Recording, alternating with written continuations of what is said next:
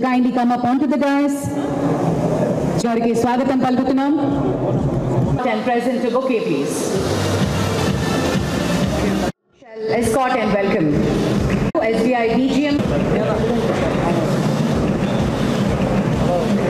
May I also take the pleasure to welcome Sri D. Rambabu Garu, Sri A.V. Nagarjuna Reddy, Kredai Youth Wing shall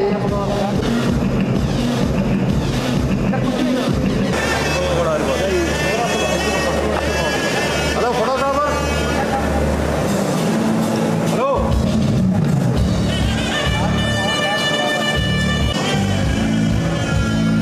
Beloved leaders of Kredai National and Kredai Andhra Pradesh, my fellow members, distinguished guests, esteemed delegates from the southern states and fellow members of the Kredai, symbol of our shared commitment in shaping the future of urban development across our regions. In the President and young President Sri Boman Irani ji, our past Garu, and Karnataka President Raikar Garu, 3 capitals, and not to address the gathering. I want to say to all the honorary guests, a lot of development happening, and I must say that probably in terms of an entire city getting built. To me, when I was taking over as president, Kredai has created something called growth. Honorable Chief Guest, Honorable Minister Narayana Gariki.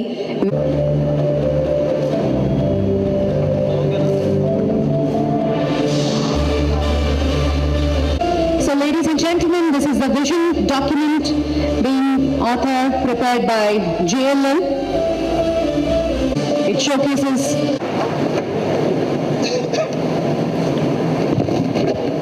Srinivasa Varma గారికి, MLA bonda Uma గారికి, MLA Gadde Rammohan Rao గారికి, MLA బోడి ప్రసాద్ గారికి, మరియు CREDAI national secretary రాజా శ్రీనివాస్ గారికి, మరియు వేదికను అలంకరించిన క్రెడాయ్ మున్సిపల్ శాఖ కావచ్చు, డెవలప్మెంట్ ఏరియాలో ముఖ్యమంత్రి గారు ఎప్పుడు పాజిటివ్గా అన్ని ఇన్నోవేటివ్గా ఆలోచించే ముఖ్యమంత్రి మీ అందరికీ తెలుసు. వారి యొక్క గైడ్లైన్స్లో నేను చాలా రిఫార్మ్స్ ఇచ్చాను. ఆన్లైన్ బిల్డింగ్ అప్రోచ్ కావచ్చు, లేఅవుట్స్ కావచ్చు. అయితే గత ఈ 5 సంవత్సరాల్లో కొన్ని చేంజెస్ రావటం, దాని మీద యాక్చువల్గా నేను మంత్రి అయిన ఈ 2 మంత్స్లో అధికారులందరితో డైలీ డిస్కస్ చేస్తాను. ప్రత్యేకంగా అర్బనైజేషన్, మా టౌన్ ప్లానింగ్ డిపార్ట్మెంట్ అయితే ఎవ్రీడే ఐఎమ్ డిస్కసింగ్. ఈ మధ్య చాలా డీటెయిల్గా డిస్కస్ చేసి దీనికి ఇంటర్లైన్ అయిన డిపార్ట్మెంట్ యొక్క అధికారులందరినీ పిలిచాను. నేను ఫైర్ డిపార్ట్మెంట్ పిలవటం జరిగింది. ఫైర్, మైన్స్, ఎయిర్పోర్ట్ అథారిటీ, అదేవిధంగా ఇరిగేషన్, ఫారెస్ట్, రెవెన్యూ అధికారులందరినీ పిలిచి ఏదైతే ఆన్లైన్ సాఫ్ట్వేర్ ఉందో దాన్ని ఇంకా సింప్లిఫై చేయాలి. బిల్డర్స్ ఎవరు కూడా ఆఫీసుల చుట్టూ తిరగకూడదు, తిరగకుండా చేయటం ఎట్లనే ఉద్దేశంతో వాళ్ళందరితో డిస్కస్ చేశాను. అంటే వాళ్ళ సాఫ్ట్వేర్లు అన్నింటినీ ఈ యొక్క సాఫ్ట్వేర్తో, టౌన్ ప్లానింగ్ సాఫ్ట్వేర్తో ఇంటర్లింక్ చేసేటట్టుగా డిస్కస్ చేయటం వాళ్ళందరూ యాక్సెప్ట్ చేశారు. వాళ్ళందరూ కూడా 1 మంత్ టైం ఇచ్చాను, 30 డేస్లో కంప్లీట్ చేయాలని. ఆ software technical people they are working on that సీరియస్గా. అంటే ఇప్పుడు ఫైర్ ఉంది, మీరు ప్లాన్ అప్లై చేస్తారు, వాళ్ళు వచ్చి చూసేదే లేదు, బిల్డింగ్ కట్టిన తర్వాత ఫైనల్గా. అందువల్ల ప్లాన్ బేస్ చేసుకొని మీరు మున్సిపల్ శాఖ డిపార్ట్మెంట్ సాఫ్ట్వేర్లోనే మీరు ఎంత కట్టాలో అమౌంట్ కట్టేస్తే అది డైరెక్ట్గా లింక్ ఫైర్ వాళ్ళకి పోతుంది. ఫైర్ వాళ్ళు ఆటోమేటిక్గా ఆన్లైన్లో అప్రూవల్ ఇచ్చేటట్టుగా. అదేవిధంగా ఈసీ కోసం మీరు రిజిస్టర్ ఆఫీస్ చుట్టూ తిరుగుతున్నారు. అలా తిరగకుండా చేయాలంటే రిజిస్టర్ డిపార్ట్మెంట్లో ఉండే ఆ సాఫ్ట్వేర్ని యాక్చువల్గా మా దాంతో లింక్ చేస్తున్నారు. మీ ఈసీ కావాల్సిన అమౌంట్ కట్టేస్తే అది మున్సిపల్ శాఖ డిపార్ట్మెంట్ టౌన్ ప్లానింగ్ దాంట్లోనే మీరు దాంట్లో పేమెంట్ కట్టేస్తే ఇది డిస్ప్లే రిజిస్టర్ డిపార్ట్మెంట్లో డిస్ప్లే అవుద్ది. వాళ్ళు ఆటోమేటిక్గా అప్రూవల్ ఇవ్వటం. ఈ విధంగా ఫైర్ కావచ్చు, ఈసీ కావచ్చు, ఇవన్నీ యాక్చువల్గా డిస్కస్ చేశాను.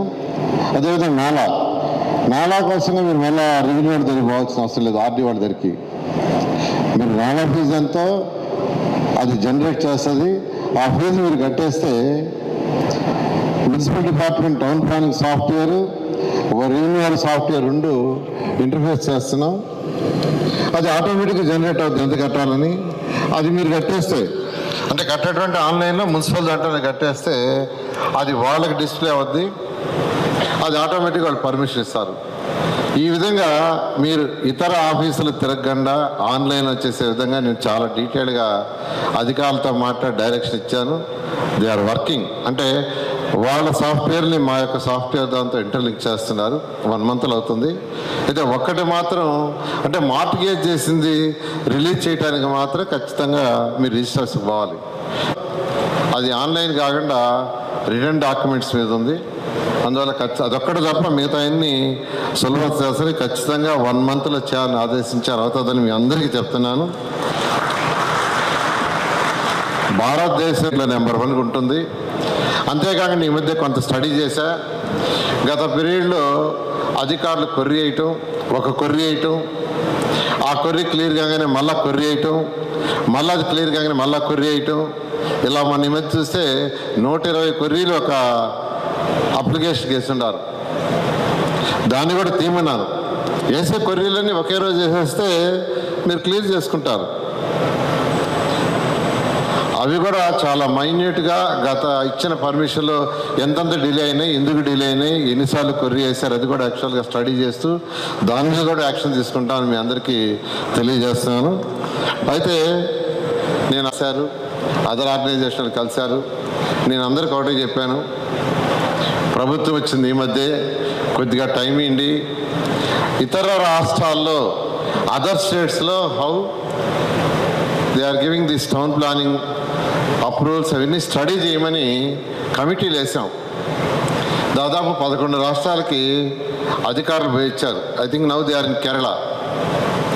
కేరళ వాళ్ళు కూడా వచ్చేస్తే 25th కంపారిటివ్ రిపోర్ట్ మన స్టేటు అదర్ స్టేట్స్లో ఉన్న ఈ ప్రొసీజర్లన్నింటినీ ఒక కంపారిటివ్ స్టేట్ చేయమని, అదైన తర్వాత వాళ్ళతో డిస్కస్ చేస్తా.